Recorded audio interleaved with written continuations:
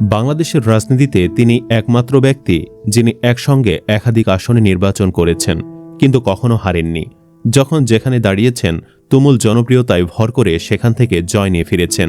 এবার তাকে থামতে হলো জীবনের পথে। ৮০ বছর বয়সে এসে থেমে গেল বাংলাদেশের প্রথম নারী প্রধানমন্ত্রী খালেদা জিয়ার নিঃশ্বাস। এর মধ্য দিয়ে শেষ হল তার রাজনৈতিক জীবন, কিন্তু অপরাজেয় থাকলেন রাজনীতির মাঠে।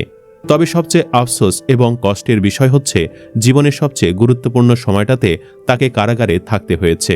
সেখানে শেখ হাসিনার পোষা ডাক্তাররা তাকে স্লো পয়জন ঢুকিয়ে দেয়, যার কারণে আজ ধুকে ধুকে মারা গেলেন আপসীন নেত্রী।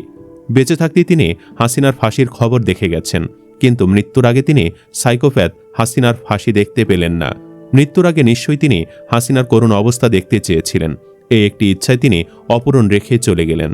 তাছাড়া খালেদা জিয়ার জীবনে আর কোনো ইচ্ছাই অপূরণ রইল না।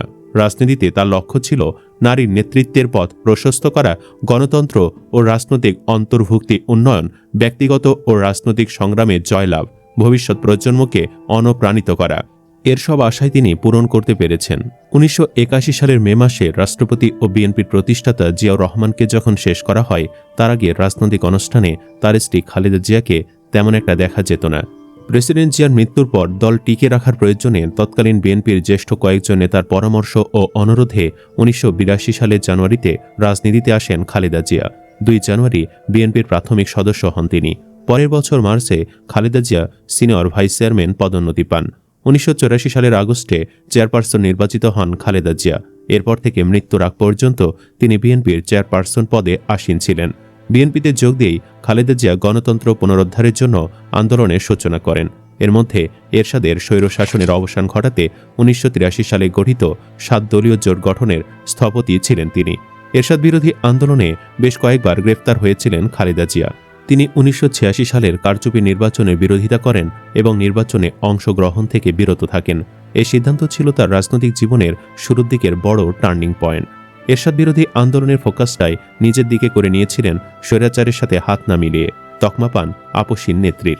এই সময় বিএনপির ছাত্র সংগঠন ছাত্রদলকে শক্তিশালী সংগঠনে পরিণত করেন, যার ফলে সারা দেশে ৩২১টি ছাত্র সংসদের মধ্যে ২৭০টিতে জয়লাভ করে ছাত্রদল।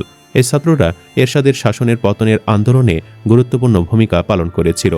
এরশাদকে হটিয়ে ৯১-এ যে গণতান্ত্রিক বাংলাদেশের যাত্রা শুরু হয়, এর পথ চলায় দেশের জনগণ বেছে নিয়েছিলেন বিএনপিকে। আর দলটির চেয়ারপারসন খালেদা জিয়া প্রথম নারী যিনি রাষ্ট্র ক্ষমতায় বসেন। ১/১১ দেশের রাজনীতিতে বড় পরিবর্তন এনে দেয়। এখনও এই অধ্যায় ভুলেননি রাজনীতিবিদরা। জেলে যান প্রধান ২ রাজনৈতিক দলের নেতা খালেদা জিয়া ও শেখ হাসিনা। ২০০৭ সালের কথা এটি। পরের বছর দুইজনেই মুক্তি পান। দলগুলোর বেশিরভাগ গুরুত্বপূর্ণ নেতার ঠিকানাও হয় কারাগার। খালেদা জিয়ার পুত্র তারেক রহমান, আরাফাত রহমান কোকো বাদ পড়েননি এই তালিকা থেকে। এর বাহিরে -2 ফর্মুলা ছিল ওই সময় রাজনীতিতে বড় আলোচিত ঘটনা। তবে ২ নেত্রীকে সরানো যায়নি রাজনীতি থেকে। ১/১১ সেনা সমর্থিত তত্ত্বাবধায়ক সরকার 2 বছরের মাথায় নির্বাচন দিয়ে বিদায় নিতে বাধ্য হন। ফখরুদ্দিন আহমেদের তত্ত্বাবধায়ক সরকারের অধীনে নির্বাচনে আপত্তি ছিল খালেদা জিয়ার। তবে জোটের চাওয়াসহ নানা কারণে শেষ পর্যন্ত ভোটে গিয়ে ভালো ফলাফল জোটেনি দলটির। খালেদা জিয়ার বিএনপির নেতৃত্বেই সমমনা দলগুলো আওয়ামী লীগের বিরুদ্ধে লড়ে যায় 1 যুগের বেশি সময় ধরে। দুর্নীতি মিথ্যা মামলায় দণ্ড পেয়ে ২০১৮ সালের ৮ ফেব্রুয়ারি কারাগারে যান খালেদা জিয়া। পুরান ঢাকার নাজিমউদ্দিন রোডের কেন্দ্রীয় কারাগারের অফিস ভবনে রাখা হয় তাকে। পরে আরও একটি মামলায় তার সাজা হয়েছিল।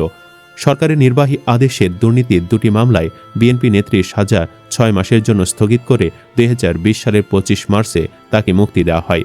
৫ আগস্টে গণঅভ্যুত্থানের পরদিন সাজা থেকে পুরোপুরি মুক্তি পান খালেদা জিয়া।